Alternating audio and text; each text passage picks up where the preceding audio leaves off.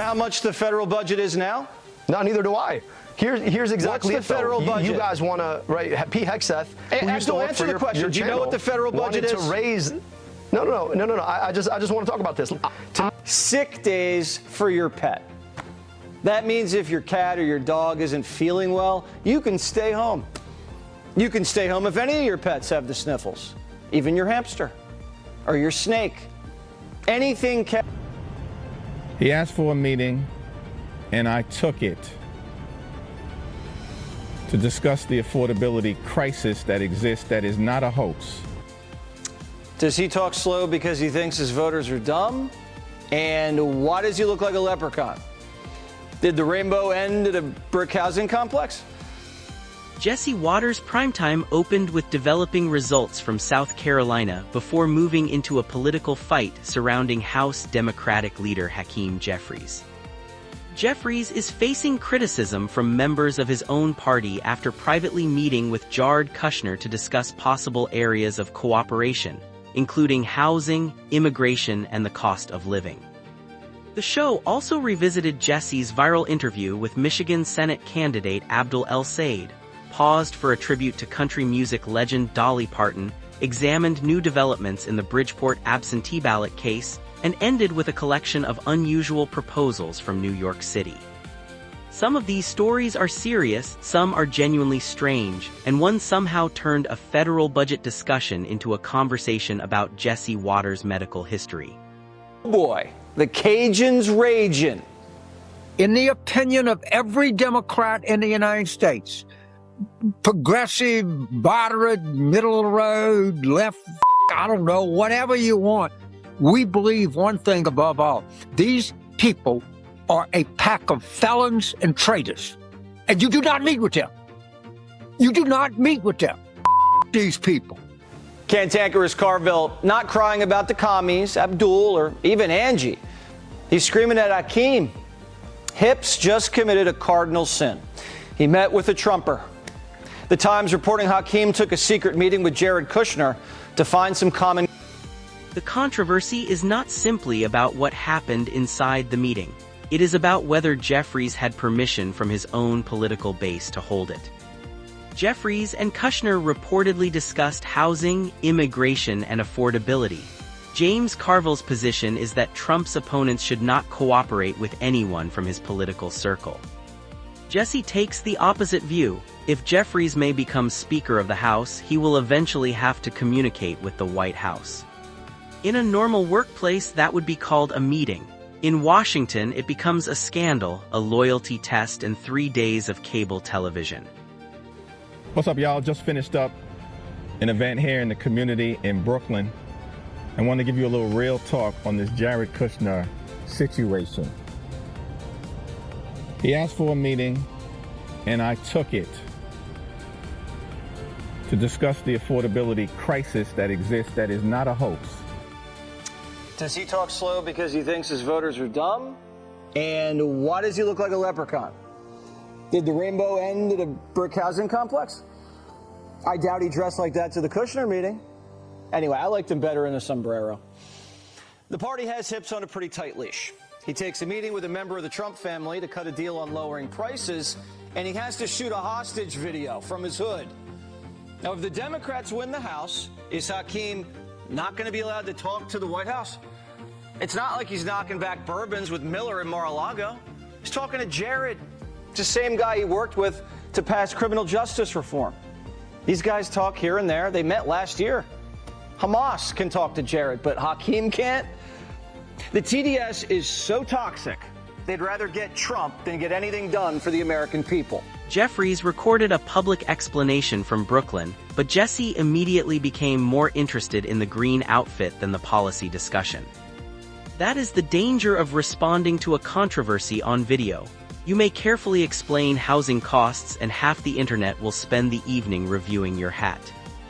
Jeffries says he accepted the meeting to discuss affordability while still promising investigations and accountability if Democrats win the House. That places him in an awkward position. He is trying to offer Kushner a handshake while assuring his own party that the boxing gloves are still nearby. Bipartisanship apparently now requires both a meeting and a hostage-style proof of loyalty video. Homework. Do you know how much the federal budget is now? No, neither do I. Here's exactly What's the federal budget? You guys want to, right? Pete Hegseth, Hey, who used to Abdul, work answer for the your, question. your Do you know channel, what the federal budget wanted is? to raise. No. I just want to talk about this. To me, I that's have a feeling, healthcare and Abdul, childcare you don't and even good know how schools. much money the government spends every year. Do you know? Look, the question, Jesse, to me All right, is, so you I don't know. what Let me tell you Michiganders what are it is. spending, It's and $7 that's what I'm trillion focused on. a year. And your plan Jesse, to take over the I can tell you healthcare that- system that is is secondary. $4 And here's the trillion. Well, at least Abdul's a doctor, right?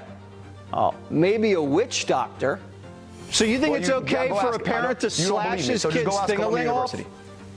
You think that's okay? Jesse's first attack focused on the scale of Abdul El-Said's proposals.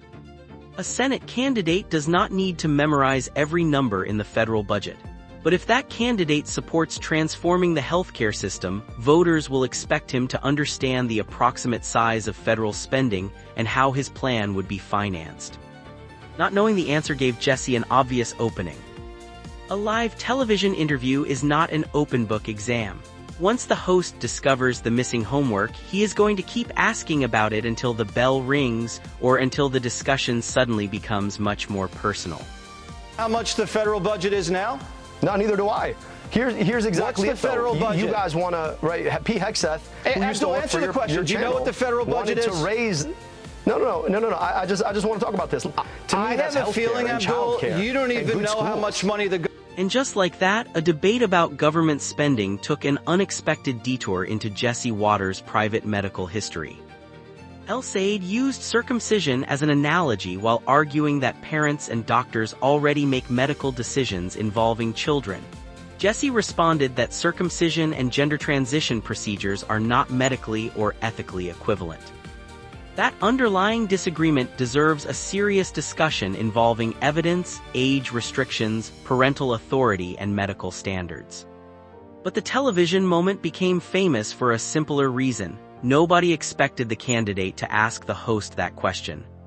When viewers have to rewind the television to confirm what they just heard, the policy debate has officially left the building. Fox News alert, Dolly Parton dead at 80 years old after a battle with cancer. Chief Washington correspondent Mike Emanuel has the details. Mike.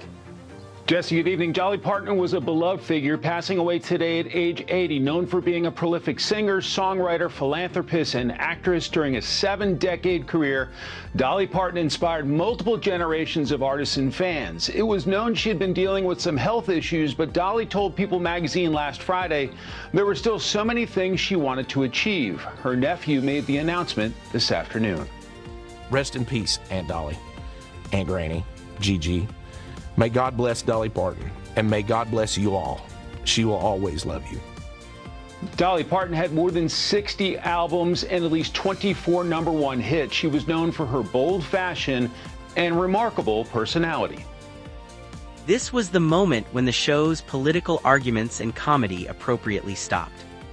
Dolly Parton's career stretched across 7 decades, but her legacy cannot be measured only through albums, awards, or #1 songs. She wrote music that crossed generations, became a successful actress and businesswoman, and used her imagination library to place books in the hands of children around the world. Dolly also possessed something increasingly rare in American public life. She was admired by people with completely different political and cultural backgrounds. She could be glamorous without losing her warmth, enormously successful without forgetting where she came from, and funny without becoming cruel. Her music will continue, but so will the generosity she built around it. Remember her? Bridgeport's alleged ballot stuffer, Wanda? She got a face you don't forget. Johnny sure hasn't. Wanda! Yes? Arrested for ballot fraud? What's going on? Stop following me. Excuse me. Wanda, what's going on? Wanda, you were also caught stuffing. What happened? Wanda? Wanda, don't you want to come clean?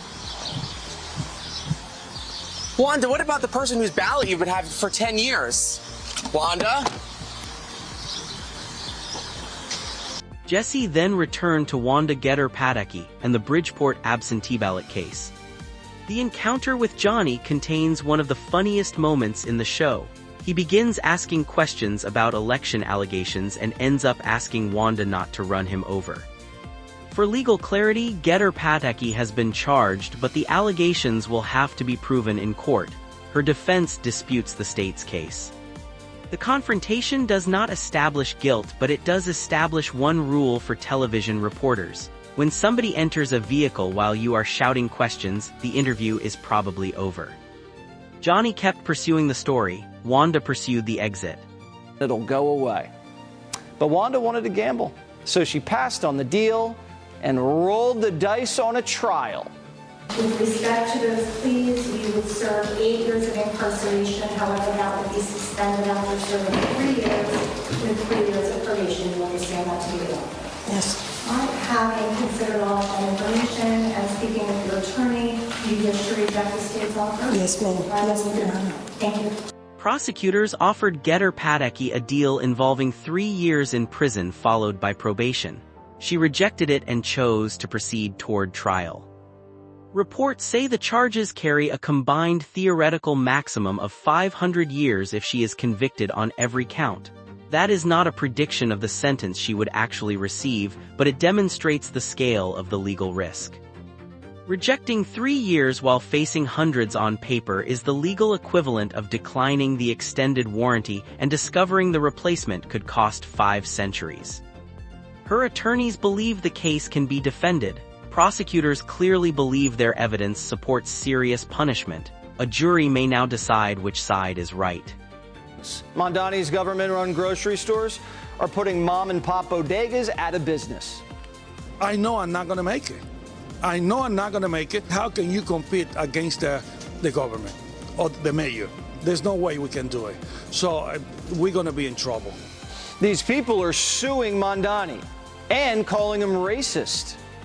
A group of about 15 minority groups that represent bodega owners are filing suit to stop your city-run groceries. They say that your city-run groceries, and I quote, are a direct assault on minority businesses by a mayor who claims to be a champion of the disenfranchised, poor, and working-class New Yorkers.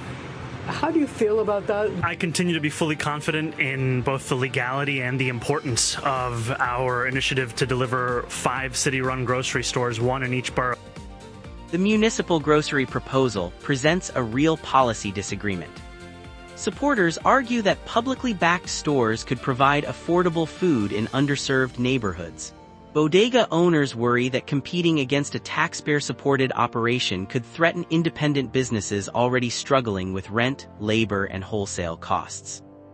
Both concerns deserve examination. Food insecurity is real, but so is the risk of government unintentionally damaging the neighborhood stores it claims to help. Only New York could transform buying milk and bread into an ideological cage match. The city has not opened the checkout lanes yet, but the politicians, business groups, and attorneys are already standing in line. Sick days for your pet. That means if your cat or your dog isn't feeling well, you can stay home. You can stay home if any of your pets have the sniffles, even your hamster or your snake. Anything kept primarily for companionship. This is the funniest collection of proposals in the episode, although the details matter. The pet care bill would allow workers to use existing earned sick time to care for certain companion or service animals. It does not simply create unlimited additional vacation whenever a hamster sneezes. The elephant proposal establishes extensive habitat requirements, while another bill would require many businesses to accept customers' reusable cups. Each proposal has a stated animal welfare, worker protection, or environmental purpose, but placed together, they sound like a city council meeting written by a comedy room. Human Resources may soon receive a veterinarian's note. The Bronx Zoo needs an enormous real estate agent, and somebody will arrive at a bar carrying their favorite wine glass from home. In New York, even ordering coffee can become a regulatory adventure. This episode moved from a bipartisan meeting that became a political betrayal to a Senate interview that became unexpectedly personal, then paused to honor an American music legend. After that came an election case carrying enormous legal exposure and a New York policy package involving groceries, pets, elephants, and reusable cups. That combination explains the Jesse Watters formula. Start with serious political conflict, find the strangest detail, and keep pushing until the news becomes comedy. Tonight's unexpected winner was the sick hamster, because apparently even he may soon have better workplace benefits than most Americans.